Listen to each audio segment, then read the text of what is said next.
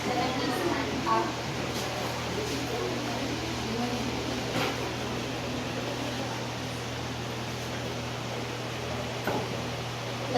Let us put ourselves in holy presence of God. O Lord our God, you are great and good. Thank you for this new afternoon. Bless us to make this debate a successful one. Bless us also the debaters on this afternoon. Thank you for all that you've given to us. In Jesus' name, amen.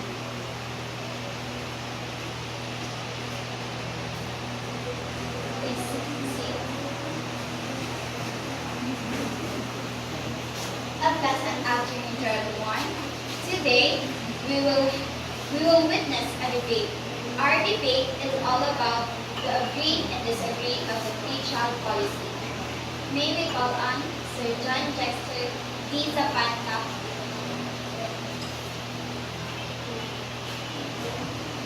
Good afternoon. This debate is about Asian parliamentary type of debate. Every speaker has 3 minutes to give his or her ideas.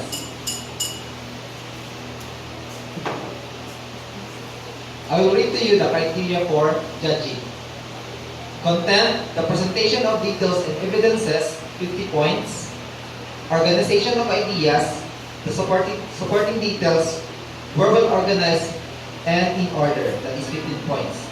Delivery, the verbal and non-verbal clues in presenting one side are seen, 15 points. Rebuttal, each side was able to defend and go against the other side, that is 10 points. Rapport with audience, there is a connection effect with the audience part. Every speaker has only 3 minutes to give his ideas, and the opposition side will ask a question if the speaker has done the ideas. Our first judge, Sir Jun Solis, our Master Teacher 1 in Silway 8 National High School. Give him a warm applause. Our second judge, Sir Paul John Plessis, Teacher 1 of Senior High School, teaching science. Our third judge, Ma'am Christine Dao, Teacher 1, teaching English, Senior High School. Okay, I hope you have a very good debate. Thank you, and once again, thank you.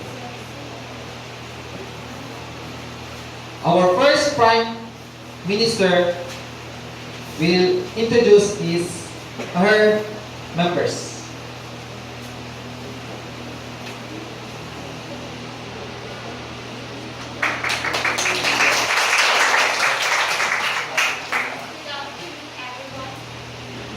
Good afternoon, everyone.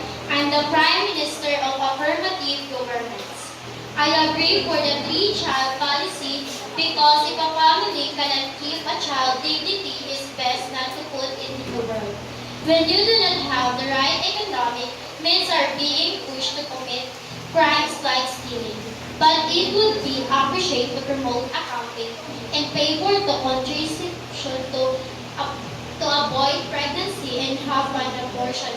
Because for me, it is a crime too. We are the side of government side. I am the leader of the side. I introduce my member, the first speaker, Miss Idana Marie Balamadja. And the second speaker, Christine Charby Paldo. And the third speaker, Leslie Grace Camarón. The fourth speaker, Mary Rizal Tayuni. And the rebuttal speaker, Diane Alexis Carmelo. The reason why I favor the three-child policy because look for financial, food, money, education, shelter, and love and care for their parents are temporarily bless my case.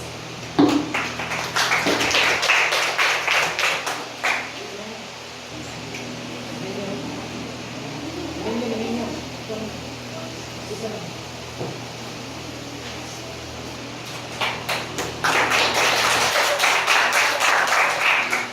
afternoon to all.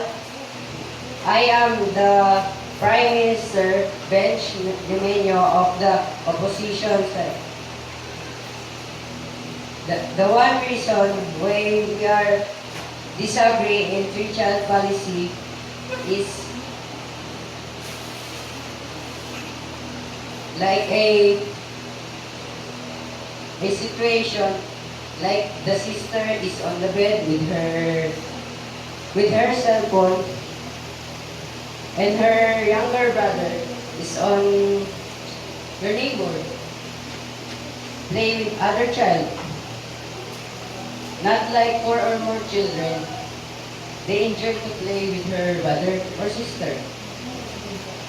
And when the parents of three child is dead, then the three child become old, then they abroad. And then there is a celebration. They will not meet, not like four or more children. They plan a good solution to meet together. That's why we disagree of three-child policy. And the first speaker, Mr. Carlo Martin Panagiton. And the second speaker, Generous Onyo. And the third speaker, John Alfred Amolo. And the fourth speaker, Sander Istolano. And the rebuttal speaker, Pia Dorothy Morandal. I temporarily rest my case. Thank you.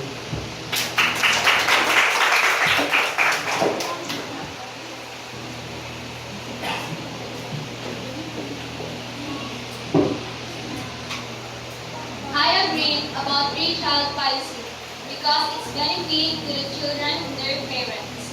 With less than 3 members in one family, maybe they can reach their needs like food, shelter, health, education, because education is important to have a better future, to have a better work, and it would just not help ourselves.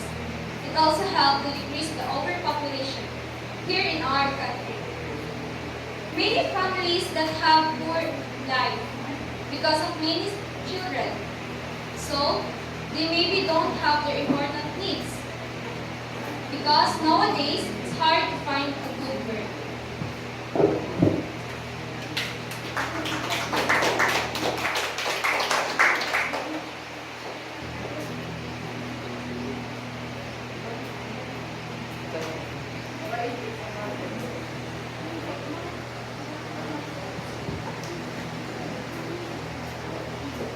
Why it is a problem? Because many people were poor because of many children in their family.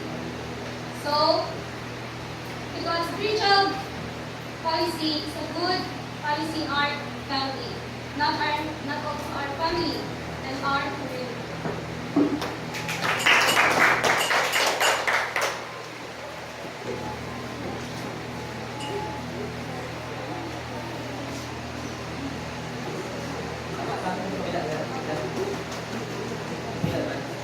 Amigas.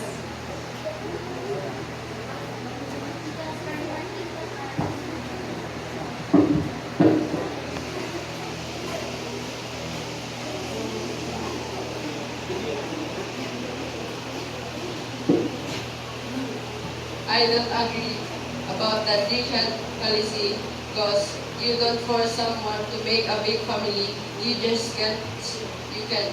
That's not. That's not right. In the Bible, that never said that making a big family is a bad thing because it's really not.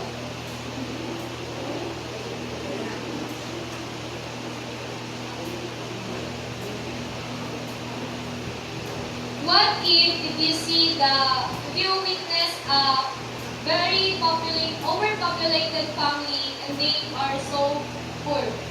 What will you do? What is the purpose of two parents? They work together to feed their children and to enroll them to a good school. That's why have a many children.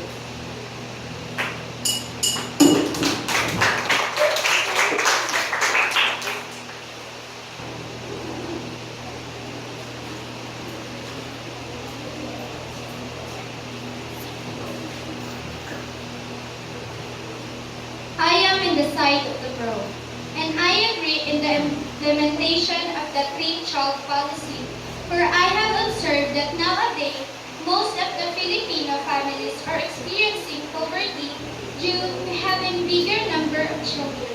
Others tend to engage into adoption, some doesn't treat their children in accordance to the law, and most worst cases.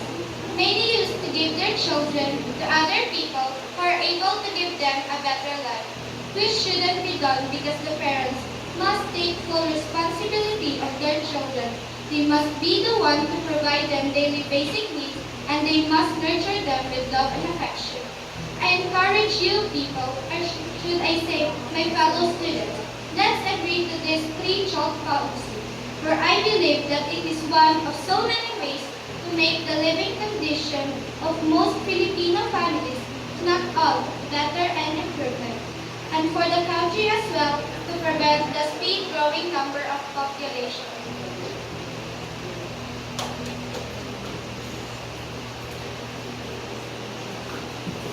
Why it is a problem to have a many children? Because nowadays I notice that it is so hard to have a good work, and all families are not the same. There's rich and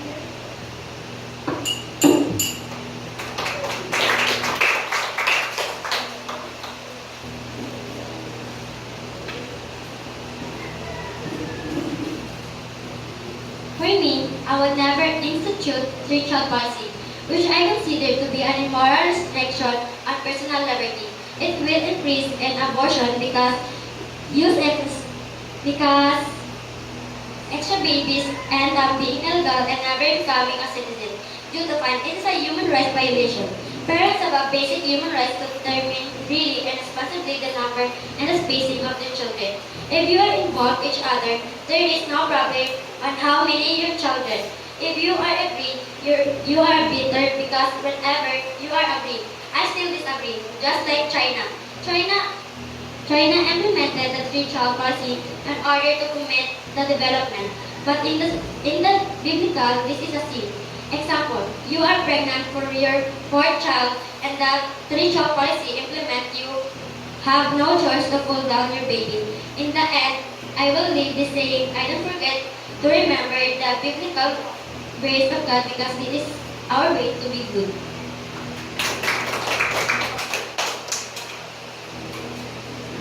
based on what you say, what if you and your partner wants many children, but you don't have a good work and you can give them a better life? What will you do? We work together with my partner to feed them and enroll them in a good school.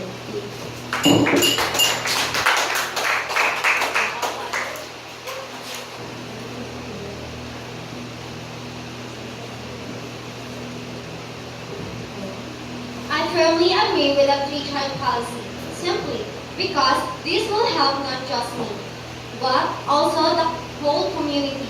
This will help the community to lessen the number of squatter area, crimes, and corruption. Through this, the people, especially the parents, can discipline their children properly, can sustain their needs, and can provide the education for them to have a better future.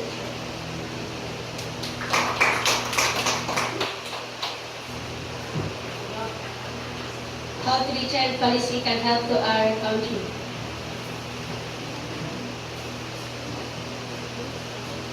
It helps so many things, like to prevent shortage of food, decrease the squatter, and prevent the speed growing of our population. Thank you.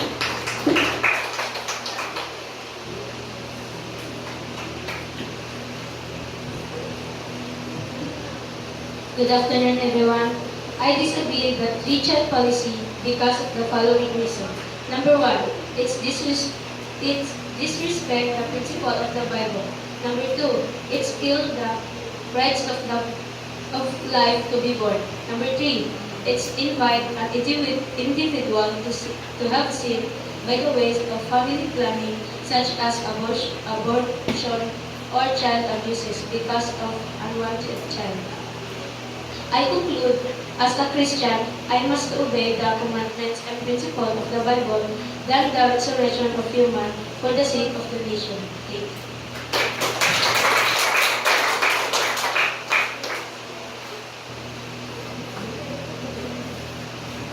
Why does the three-child policy is disrespecting the principle of the Bible? Because it is not written in the Bible that limit the number of the children.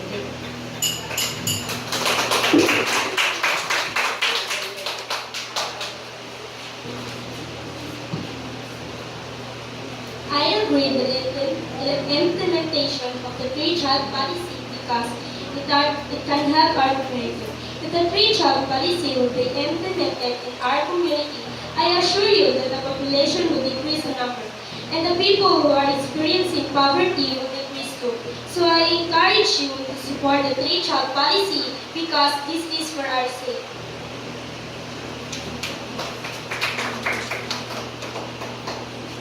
How will you decrease the people who experience poverty? Simple. Through the programs like 4Ps or in one family you have one scholarship. Thank you.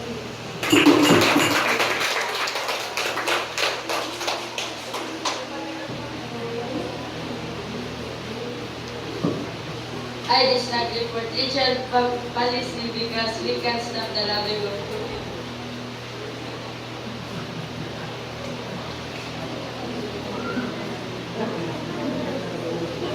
What if our country is overpopulated?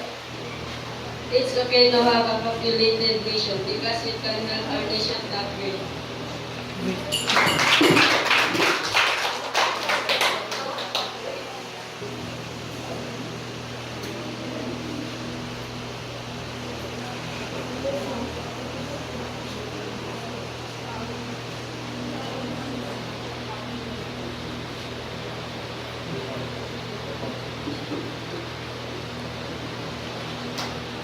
I agree on three-child policy to prevent the overpopulation growth. Nowadays, some families are experiencing poverty due to having bigger number of children. Some can't provide education in their children because of poor level of living. And also, the community is facing the problem of shortage of food, areas, and especially houses, squatters, like because of the population growth. If we declare the three-child policy, it's possible to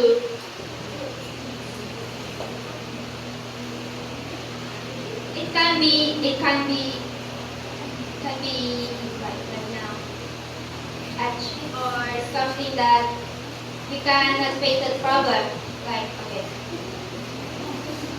This will help the community to lessen the number of squatter area, crimes, and corruption. That's also about three-child policy, so we should agree with that. Okay. And opposition governance wrongs. Not all families has a wonderful living. Like I said earlier, like I said a minute ago, some can't provide education in their children because of poor level of living. Next, does not mean we are declaring three-child policy is not obeying the Bible. It's just that our country is facing population growth. That's all.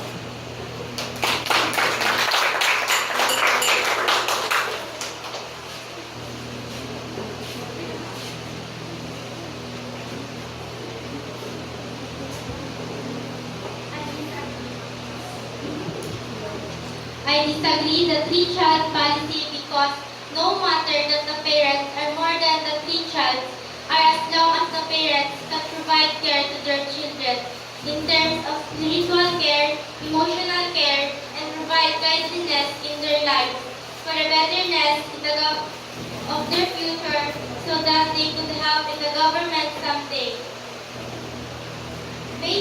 Based on all are said, it is not a problem to have many children because there are two parents to work and to have a populated nation help to upgrade our nation. That's why we disagree. Thank you.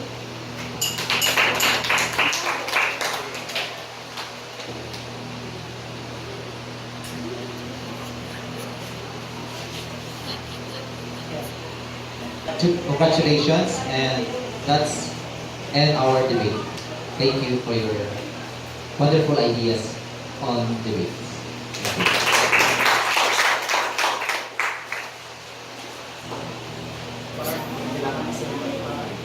We will hear the comment of our judges. First, Surgeon Paul Plessis for his comments and suggestions.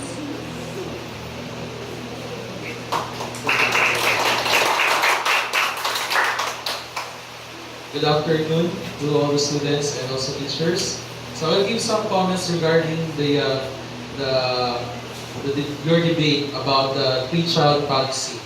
Okay, so first we have the content or the topic that you discussed, or the proposition that you are discussing, is that the proposition needs to be what we call this one discussed more. And also, I think the three-child policy is a good topic. It is debatable. While on the other hand, we also have the organization of everything that you see here in front of me, that it is well organized, and then the students able to share well about their ideas. Some of you didn't consume the 3 minutes. Some will talk for only a seconds, and also, I mean, but it's still okay it's a good start at your level. Next is for the audience. The audience is good. They are actually clapping after the speeches are made. I hope you are taking down notes because you are going to create a reflection after this. And then, how about for each side? Let's go with this affirmative side. In the affirmative side, cite some reasons. Number one, you ostracize the financial or the benefits of a three-child policy to parents and children. The second one, we have also cite the love and affection. The third is we have the decreased crime and poverty. And the fourth is helping the community. All of your reasons are actually good. So my comment in this affirmative side is we need to avoid using the word, slang words such as pro and anything else. You have to pronounce it correctly, pronounce it fully. Okay? The second one is as much as possible, consume the remaining time as much as possible. Okay? And then the next one is the negative side. We cited the following terms such as force someone to have a big family, immoral, restriction of liberty. Third, we have immorality. And the fourth one, you cannot control the urge. So yung urge yung sinabi ng fourth speaker.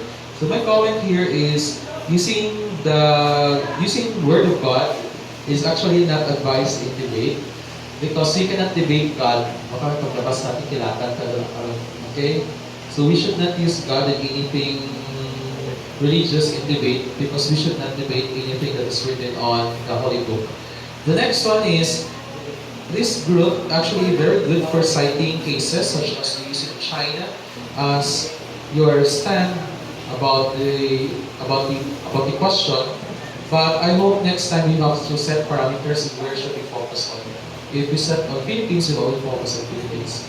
You not use the other countries as an example because we have different cultures and tradition compared to them, and also different political system as compared to them. The next one is as much as possible, consume the remaining time, the same with the other group. But overall, the debate is good. Palakpakan yung sarili niyo. Okay? The students able to defend their ideas and thoughts, and I hope next time there will be another debate.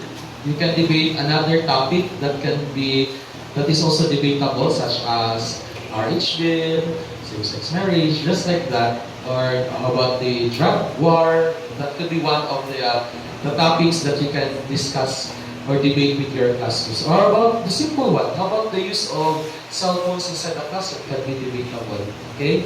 And also, congratulations to Sir Jexter for having this debate. So to the grade 7, this is a good start. Grade 7. And also to Sir Jexter, keep up the good work and God bless everyone.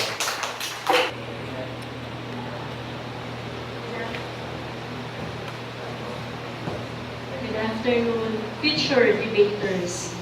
Just like what Sir Paul had said, it's a good start for you since you are still in the grade 7 level. So I do hope as the years pass by, you'll be able to develop your skills in debating. A few comments only since Sir Paul had said many. First one is your delivery. Debate is not a reading session, it's not a reading class. So you need, as a speaker of a house, it's either government or the opposition side, you need to be familiar with your speeches. Okay? Refrain from reading your speeches. You need to establish your connection with your audience, with your adjudicators or your judges, as well as with your opponent. Because the purpose of debate is for you to emphasize that your house or your side should be